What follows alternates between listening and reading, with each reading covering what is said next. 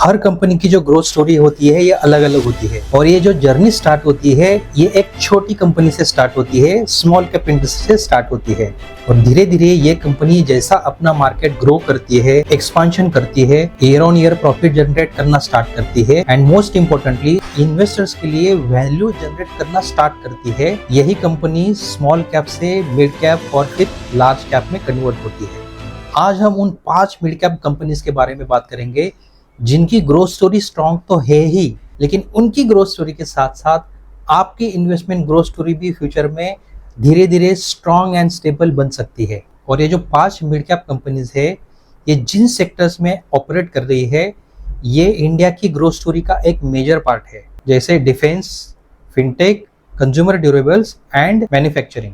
Hello everyone and welcome back to profiting with Naresh.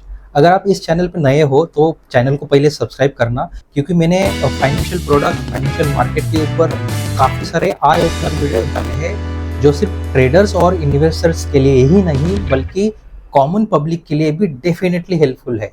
अब ये जो टॉप 5 मिड कैप कंपनीज है इनको डिस्कस करने से पहले मैं आपको बता दूं कि स्मॉल कैप, मिड कैप और लार्ज कैप कंपनीज होती क्या है। अब ये तीनों वर्ड्स में एक वर्ड कॉमन है जो है कैप। कैप का मतलब कैपिटलाइजेशन। डोंट वरी, मैं फाइनेंस से रिलेटेड जितने भी जार्गन्स वर्ड्स आते हैं मैं उसी वीडियो में एक्सप्लेन कर देता हूँ, क्लियर कर देता हूँ, ताकि आपको डिस्कनेक्ट वाली फीलिंग ना आए। तो किसी भी कंपनी की जो मार्केट कैपिटलाइजेशन होती है उससे डिसाइड होता है कि वो कंपनी कौन से कैटेगरी में आएगी, मतलब स्मॉल कैप में या मिड कैप या लार्ज कैप में आएगी। अब ये जो मार्केट कैपिटलाइजेशन है इसको कैलकुलेट करने का बहुत सिंपल फॉर्मूला है। Market capitalisation is equal to stock price multiply by total number of outstanding shares. For example, आप किसी कंपनी का मार्केट कैपिटलाइजेशन कैलकुलेट करना चाहते हो तो उसके स्टॉक प्राइस को जो नंबर ऑफ आउटस्टैंडिंग शेयर्स है उस कंपनी के उससे मल्टीप्लाई करना है, आपको वो मार्केट कैपिटलाइजेशन की वैल्यू मिल जाएगी। अब ये जो इंडस्ट्री कैटेगराइजेशन है small cap, mid cap, large cap की, ये सेबी ने अपने एक सर्कुलर में डिफाइन की है कि किसको स्मॉल कैप बोला जाए, मिड कैप बोला जाए और लार्ज कैप बोला जाए। अभी ये जो सेबी का सर्कुलर है ये आपको सेबी के वेबसाइट पे तो मिल ही जाएगा, लेकिन आपको ये सर्कुलर के साथ साथ एनएसई और बीएसई लिस्टेड जो small cap, mid cap, large cap companies है उसकी पूरी लिस्ट आपको एक वेबसाइट में मिल जाएगी जिसका वेब एड्रेस है amfiindia.com। amfi मतलब association of mutual funds in India. आपको www.amfiindia.com के वेबसाइट पे जाना है। इस वेबसाइट के होम पेज पे आपको बॉटम राइट में रिसर्च एंड इंफॉर्मेशन का एक टैब दिखेगा, इसके ऊपर क्लिक करना है, फिर जाना है अदर डेटा में। अदर डेटा में जाके आपको यहाँ पे categorisation of large cap, mid cap and small cap stocks पे क्लिक करना है। जैसे क्लिक करोगे आपको ये पेज ओपन होगा। आप इस पेज में देख सकते हो कि जो सेबी का सर्कुलर है ये सर्कुलर नंबर यहाँ पे दिया है, यहाँ पे लिंक उन्होंने पेस्ट की है। ये ओपन करने के बाद हम लोग अगर सेकंड पेज पे आएंगे तो सेकंड पेज पे सेबी ने एज पर SEBI's definition of large cap, mid cap, small cap, इन्होंने यहाँ पे मेंशन किया है कि जो एज पर मार्केट कैपिटलाइजेशन जो फर्स्ट टू 100 कंपनी है ये होगी लार्ज कैप कंपनीज, 101 से लेके 250 तक होगी मिड कैप कंपनीज और 250 फर्स्ट के बाद वाली जितनी भी कंपनीज है एज पर मार्केट कैपिटलाइजेशन वो आएगी स्मॉल कैप की कैटेगरी में। उसी के नीचे 2024 के अंडर आप देखोगे जैन टू जून 2024, इसमें आपको एक्सेल और पीडीएफ दिखेगी। तो आप जैसे एक्सेल ओपन करोगे, एक्सेल में एकदम एक्सट्रीम राइट वाला जो कॉलम है categorisation as per SEBI circular dated अक्टूबर 6, 2017, जो मैंने आपको लेटर दिखाया, उस हिसाब से जो लार्ज कैप कंपनीज है इनकी लिस्ट आपको दिखेगी। सबसे पहले ऊपर लार्ज कैप की लिस्ट मेंशन की है जो टोटल 100 होनी चाहिए। यहाँ पे अब नीचे काउंट, यहाँ पे आप काउंट देखोगे तो 100 है। उसके बाद जो है ये मिड कैप कंपनी है, ये 10 फर्स्ट से लेके 250 टोटल जो है 150 कंपनी की आपको लिस्ट दिखेगी और बाकी जो बची हुई कंपनी आपको स्मॉल कैप के अंडर दिखेगी। इन्हीं 150 मिड कैप इंडस्ट्री में से मैंने top 5 mid cap stock select किए हैं बेस्ड ऑन सर्टेन क्राइटेरियाज, जो मैं हर कंपनी जब डिस्कस करूंगा तो उसके साथ साथ मैं आपको बताऊंगा। ये जो 150 मिड कैप कंपनीज है इनको डिटेल में स्टडी करके इनका फंडामेंटल्स, टेक्निकल सब कुछ चेक करने के बाद मैंने टॉप 5 जो मिड कैप स्टॉक सिलेक्ट किए हैं, फिल्टर किए हैं, इसके हम लोग फंडामेंटल्स और टेक्निकल एनालिसिस भी डिस्कस करेंगे डिटेल में। तो बात करते हैं सबसे पहले मिड कैप स्टॉक की, जो है Cochin shipyard limited. Cochin shipyard ये एक गवर्नमेंट एंटरप्राइज है जो ministry of ports and shipping के अंडर आती है। Cochin shipyard is mainly into ship building and ship repair and maintenance. हमको सबको ही पता है कि इंडियन गवर्नमेंट ने पिछले 8 साल में जो डिफेंस का बजट है वो ड्रास्टिकली बढ़ाया है, ईयर ऑन ईयर ये बढ़ रहा है। तो डिफेंस सेक्टर की ग्रोथ में one of the major contributors is Cochin Shipyard. Cochin Shipyard का सबसे मेजर जो रेवेन्यू आता है वो आता है शिप बिल्डिंग से, विच इज 72%। शिप बिल्डिंग में manufacturing of tankers, product carriers, bulk carriers, passenger vessels and air defence ships ये इंक्लूड होती है। And second part that is 38% of revenue generates from ship repairing and maintenance. Ship building की जो order book value है इस साल के Q3 तक 21,500 करोड़ की है। ये जो ऑर्डर वैल्यू है इसका 52% ग्रीन वेसल्स, मतलब जिसमें जीरो इमिशन फ्यूल या टेक्नोलॉजी का यूज किया गया हो, जैसे जो हाइड्रोजन फ्यूल है उसको यूज करके या ईवी टेक्नोलॉजी को यूज करके वेसल्स जो बनाई गई है उसको ग्रीन वेसल्स बोला जाता है। इस ऑर्डर बुक वैल्यू की सबसे ज्यादा जो ऑर्डर आ रही है ये डिफेंस सेक्टर से आ रही है, विच इज 78%, और जो 16,064 करोड़ की है। सेकेंड जो कंट्रीब्यूशन है ये कमर्शियल एक्सपोर्ट से आ रही है 13%, which is 2,668 crore, and then comes commercial domestic which is 6% at 1,260 crore. और जो शिप रिपेयरिंग की जो ऑर्डर बुक वैल्यू है ये 700 करोड़ की है। इसके अलावा जो ऑर्डर पाइपलाइन है ये 9,000 करोड़ की है। मतलब इन टर्म्स ऑफ रेवेन्यू ये कंपनी बहुत ही स्ट्रांग पोजीशन पे है। फंडामेंटल्स अगर देखेंगे कोचिन शिपयार्ड की तो मार्केट कैपिटलाइजेशन है 45,095 करोड़ की। स्टॉक पी जो है ये 51 है, इंडस्ट्री पी 76.8 है, मतलब स्टॉक वैल्यू ओवर प्राइस्ड है। ROE 5 साल का 17.20% का है, डबल डिजिट है, बहुत अच्छा है। कंपाउंडेड प्रॉफिट ग्रोथ 5 साल की 11% की है, again very strong. PB ratio is 8.93 which is greater than 1। सो हम लोग बोल सकते हैं कि कंपनी का जो पोटेंशियल ग्रोथ है बहुत स्ट्रांग है।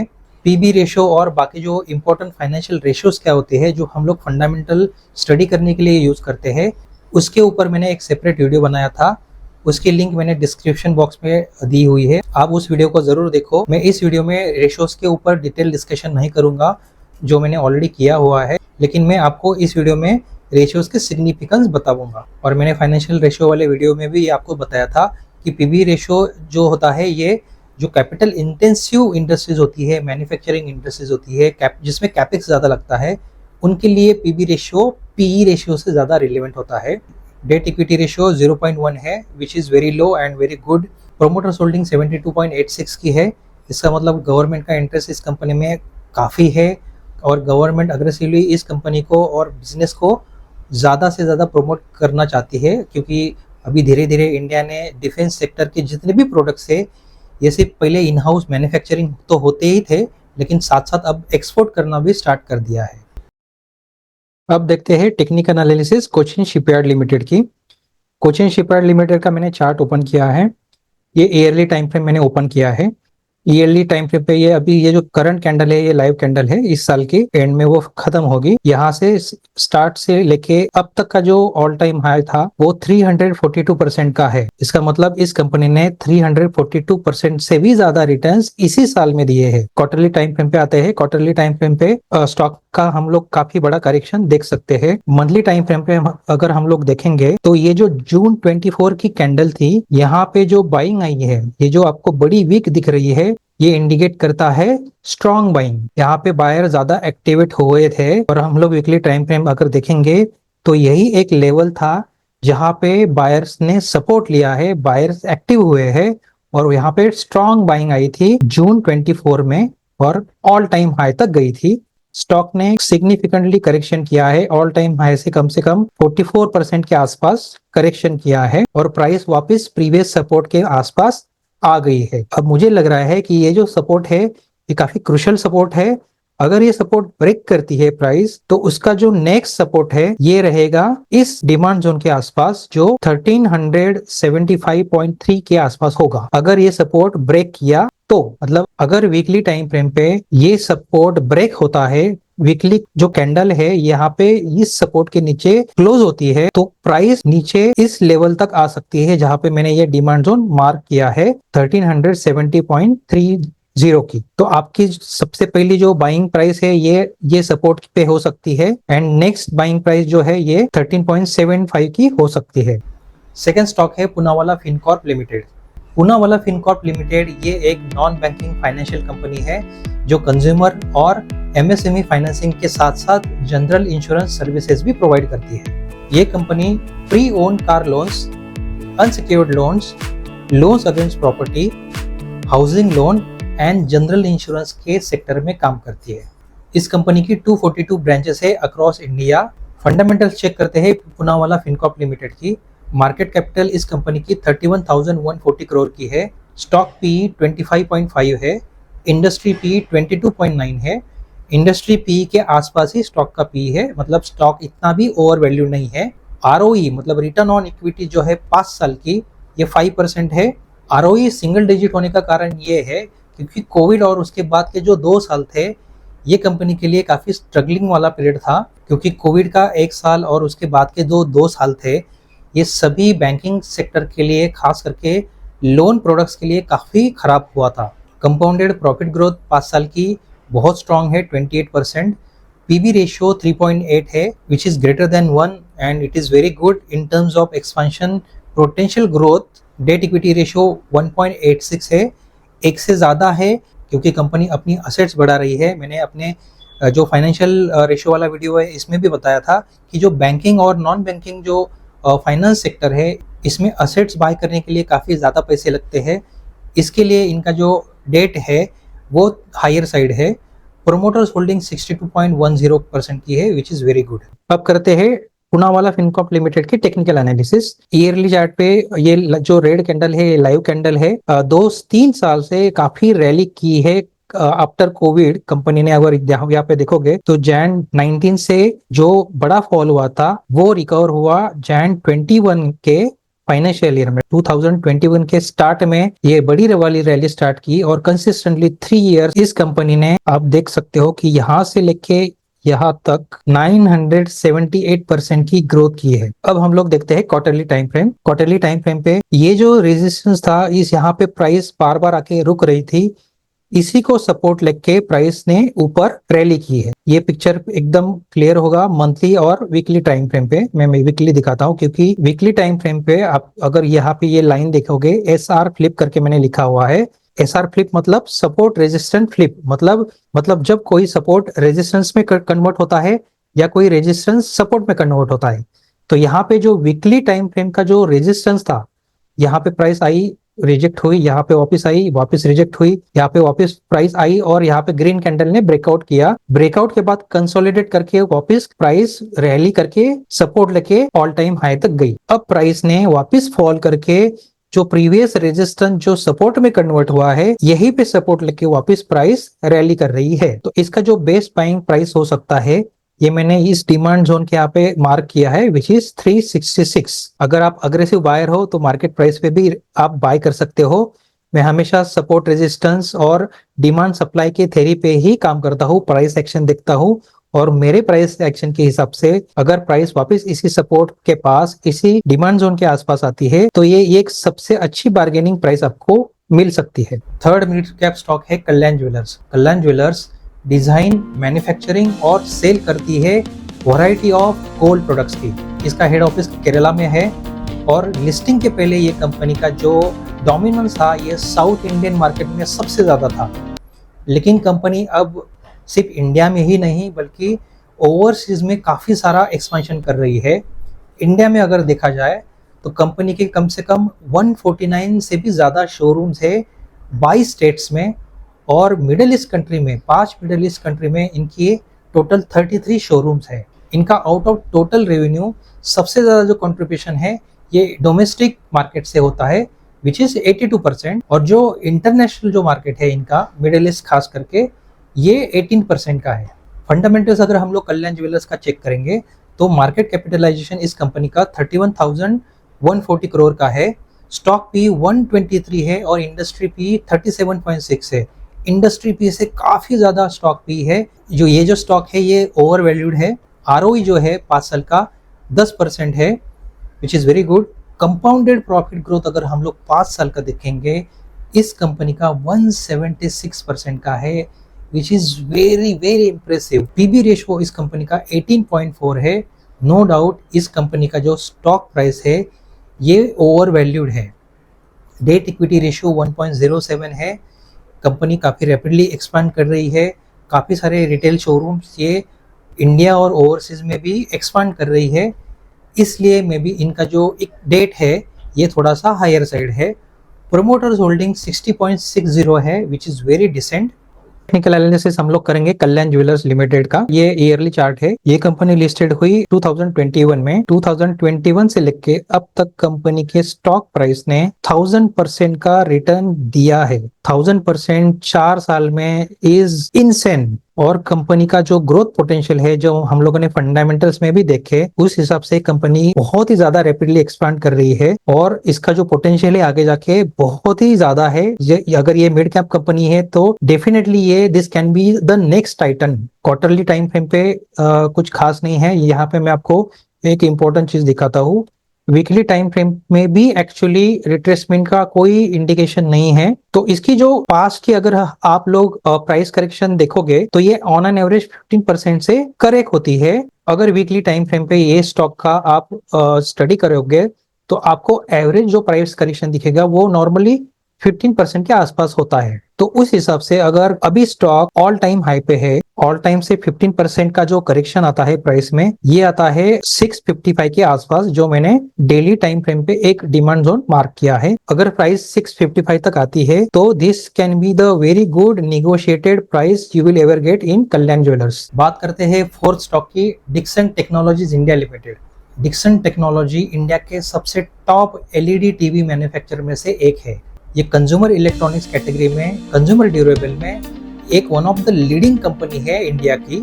डिक्सन टेक्नोलॉजी एक डाइवर्सिफाइड इलेक्ट्रॉनिक्स कंपनी है जो काफ़ी सारे वर्टिकल्स जैसे consumer electronics, lighting, home appliance, CCTV, mobile phones, यहाँ तक कि सेमीकंडक्टर इंडस्ट्री में भी एक्टिव है। इस कंपनी के फंडामेंटल्स मैंने अपने एक वीडियो में भी डिटेल डिस्कस किया था। जिस वीडियो में मैंने सेमीकंडक्टर सेक्टर ऑफ इंडिया के बारे में डिटेल डिस्कस किया था, एनालिसिस किया था, उसकी लिंक मैंने डिस्क्रिप्शन बॉक्स में दी है, वो वीडियो भी आप देख सकते हो। इस कंपनी के 2 बिजनेस मॉडल है। एक तो OEM मतलब जो ओरिजिनल इक्विपमेंट मैन्युफैक्चरर्स है, जिसमें डिक्सन टेक्नोलॉजी कुछ इलेक्ट्रॉनिक्स पार्ट्स प्रोवाइड करती है टॉप जो इलेक्ट्रॉनिक्स मैन्युफैक्चरिंग कंपनी है उसको। और दूसरा पार्ट है ODM मतलब ओरिजिनल डिजाइनिंग मैन्युफैक्चरर। ODM में क्या होता है, डिक्सन टेक्नोलॉजी एकदम स्क्रैच से, मतलब डिजाइन से लेके रॉ मटेरियल सिलेक्शन, R&D, सब कुछ सॉल्यूशन दूसरे इलेक्ट्रॉनिक्स जो मैन्युफैक्चरिंग कंपनी है, कंज्यूमर इलेक्ट्रॉनिक्स कंपनी से इनको प्रोवाइड करती है। इस कंपनी की 22 मैन्युफैक्चरिंग फैसिलिटीज है पूरे इंडिया में। और LED, जैसे मैंने बताया कि LED टीवी मैन्युफैक्चरिंग में ये लीडर तो है ही, लेकिन साथ साथ इस कंपनी ने इस साल रेफ्रिजरेटर कैटेगरी में भी एंट्री की है। और इसकी जो मैन्युफैक्चरिंग होगी ये ग्रेटर नोएडा में होगी, जो 1.2 million units per annum manufacture करेगी। तो कंपनी काफ़ी रैपिडली एक्सपेंशन मोड में है और इसकी क्लाइंटेल भी अगर आप देखोगे तो ये टॉप इलेक्ट्रॉनिक्स और सेमीकंडक्टर इंडस्ट्री है, जैसे Motorola, Xiaomi, Samsung, Intel, Airtel, Reliance Jio, Acer and Lenovo जैसी टॉप ब्रांड्स कंपनी क्लाइंटेल में आती है। इस कंपनी के फंडामेंटल्स हम लोग देखेंगे तो मार्केट कैपिटलाइजेशन ये कंपनी की 84,974 करोड़ की है, स्टॉक पी 196 है और इंडस्ट्री पी 49.4 है। नो डाउट कंपनी की स्टॉक प्राइस ओवर वैल्यूड है। ROE 5 साल का 24% का है, which is very strong. Compounded profit growth 5 साल की 42% है, which is very very strong. PB ratio 50.1 है, that indicates stock price is over valued. लेकिन ये कंपनी जैसे मैंने बताया कि बहुत रैपिडली ग्रो कर रही है, तो इसका ग्रोथ पोटेंशियल बहुत ही स्ट्रॉन्ग है। तो इस हिसाब से investors PB ratio higher side ही देखेंगे। डेट इक्विटी रेशियो बहुत ही कम है 0.29। कंपनी की जो प्रोमोटर्स होल्डिंग है ये बहुत कम है 33.20% की है। नॉर्मली प्रोमोटर्स होल्डिंग हम लोग 50% से ज्यादा कंसिडर करते हैं। अब हम लोग देखते हैं technical analysis of Dixon technology India Limited. Dixon का ये ईयरली टाइम फ्रेम है, ये भी बहुत ही बुलिश स्टॉक है। इसी साल का हम लोग अगर स्टॉक प्राइस का मूवमेंट देखेंगे सिर्फ 6 महीने में, इसी साल के जो 6 महीने में इस कंपनी ने 151% का रिटर्न जनरेट किया है। मंथली देखेंगे सेम स्टोरी है, यहाँ पे कोई रिट्रेसमेंट का कोई साइन नहीं है। यहाँ पे भी अगर हम लोग वीकली टाइम फ्रेम पे देखेंगे तो वीकली टाइम फ्रेम में जो इसकी एवरेज प्राइस करेक्शन है ये स्टॉक की, नॉर्मली ये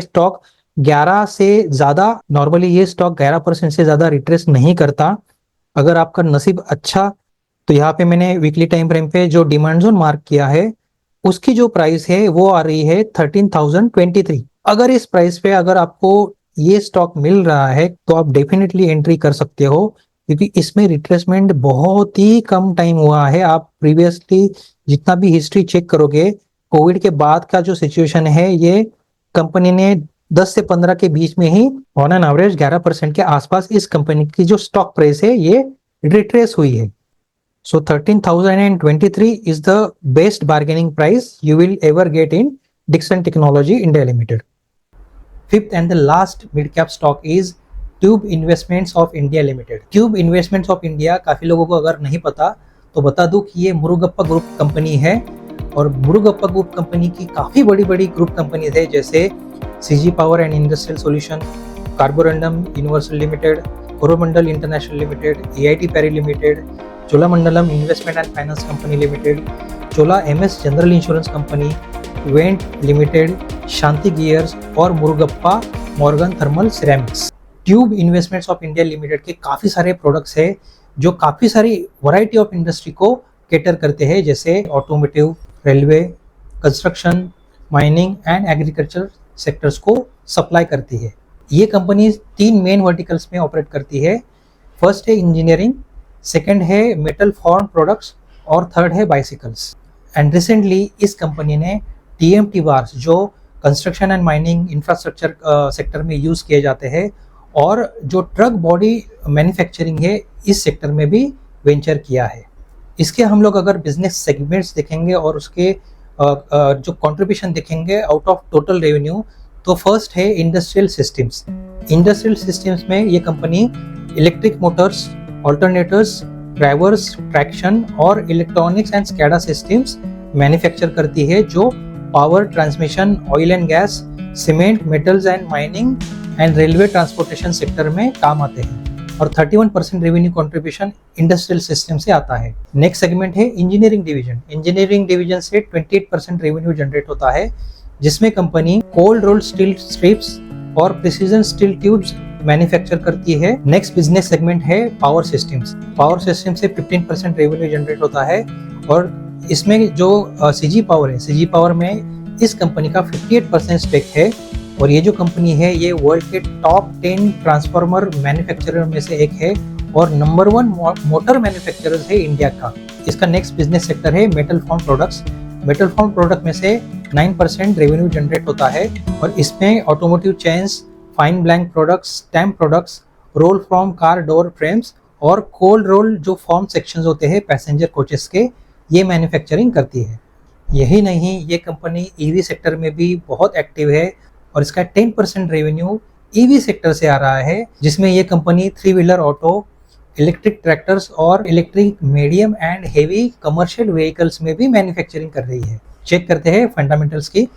tube Investments of India limited की मार्केट कैपिटल 83,682 करोड़ की है। स्टॉक P 97.8 है, इंडस्ट्री P 22.4 है। इंडस्ट्री P से स्टॉक प्राइस ओवरवैल्यूड है। ROE 5 साल का जो है 25% है, which is very good. Compounded profit growth 5 साल का 38% है, which is very good. PB ratio 16.1 है। कंपनी ओवर वैल्यूड है डेफिनेटली, लेकिन कंपनी की जो एक्सपांशन है ये ट्रिमेंडस हो रही है। डेट इक्विटी रेशियो बहुत कम है, 0.18 का है। प्रोमोटर्स होल्डिंग 50 से कम है, 45% की है। आइए चेक करते हैं इसके टेक्निकल्स की। Tube Investments of India limited ये भी एक बहुत ही बुलिश स्टॉक है। आप देख सकते हो कि पिछले 4 साल में कंपनी ने कम से कम ऑल टाइम हाई तक 900% के आसपास आरओआई जनरेट किया है। This is again very strong. Same story आपको क्वार्टरली में देखने को मिलेगी। मंथली में ये थोड़ा पिक्चर और क्लियर होगा। मंथली में अगर आप देखोगे तो प्राइस एक सपोर्ट लेके, ये ट्रेंड लाइन का जो लोअर ट्रेंड लाइन है मंथली टाइम फ्रेम पे, एक सपोर्ट लेके पैरेलल असेंडिंग चैनल में मूव कर रही है। और ऊपर भी एक अपर ट्रेंड लाइन जो मैंने मार्क की है, इसको एक रेजिस्टेंस लेके प्राइस इसी चैनल में कंटिन्यूअसली असेंडिंग पैरेलल चैनल में मूव कर रही है। यही चीज वीकली में भी आपको देखने को मिलेगी। वीकली में और ज्यादा आपको क्लियर पिक्चर दिख जाएगा। इसी एक पैरेलल चैनल में, असेंडिंग पैरेलल चैनल में मूव कर रही है। तो यहाँ पे मैंने एक आइडेंटिफाई किया है डिमांड जोन, जो डेली टाइम फ्रेम पे है। प्राइस अगर यहाँ पे आती है 4146.95 के आसपास अगर आती है, तो this can be very good buying price for tube investment of India limited for long term investment. Of course price इस डिमांड जोन को ब्रेक करके ये लोअर जो ट्रेंड लाइन है इस पे भी आ सकती है, जो वीकली पे एकदम क्लियर दिखेगा। यहाँ तक भी आ सकती है। फिर आप that will be individual choice कि आपको यहाँ पे लेना है या लोअर ट्रेंड लाइन तक का वेट करना है। नॉर्मली अगर देखेंगे तो ट्रेंड लाइन तक यहाँ पे आ रही है, लेकिन प्राइस बीच में ही कंसोलिडेट करके वापस ऊपर मूव हो रही है। तो मुझे लग रहा है कि जब भी प्राइस डिमांड जोन पे आती है तो ट्रेंड लाइन के यहाँ पे वापस नीचे नहीं आ रही है, उसी डिमांड जोन को कंज्यूम करके प्राइस ऊपर वाले ट्रेंड लाइन पे मूव हो रही है। Now the same situation is there on daily time frame also. 4146.95 के आसपास एक डिमांड जोन बन गया है और इसी के आसपास आप लोग बाइंग कर सकते हो। Friends, please remember, this is not any stock recommendation. I am not any SEBI registered advisor और टेक्निकल एनालिस्ट। तो मैं जितने भी टॉप 5 मिड कैप स्टॉक्स का जो टेक्निकल एनालिसिस के हिसाब से जो आपको बाइंग प्राइस बताई, ये एजुकेशनल पर्पस है। ये मैंने अपने टेक्निकल और फंडामेंटल एनालिसिस को ध्यान में रख के की है। आपका जो बाइंग प्राइस है वो वेरी हो सकता है आपके एनालिसिस के हिसाब से। आपका टेक्निकल एनालिसिस में भी अलग हो सकता है। मैंने आपको बता दिया कि कौन सा बेस्ट बार्गेन प्राइस है जो आपने कंसीडर करना चाहिए। बाकी आप अपना एनालिसिस खुद से कर सकते हो। Thanks for watching this video friends. ये जो मैंने 5 टॉप मिड कैप स्टॉक्स बताए हैं, ये मैंने अपने फंडामेंटल और टेक्निकल एनालिसिस के बेसिस पे बताए हैं, रिकमेंड किए हैं। आप अपना भी खुद का एनालिसिस करो, फंडामेंटल और टेक्निकल दोनों करो। मैं हमेशा रिकमेंड करता हूँ कि फंडामेंटल के साथ साथ टेक्निकल भी देखना चाहिए। दोनों रिसर्च करो, दोनों एनालिसिस करके फिर आप अपना investment decision low. And I hope you like this video. अगर आपको ये वीडियो अच्छा लगा तो चैनल को जरूर सब्सक्राइब करो, like and share this video. Until next time, goodbye.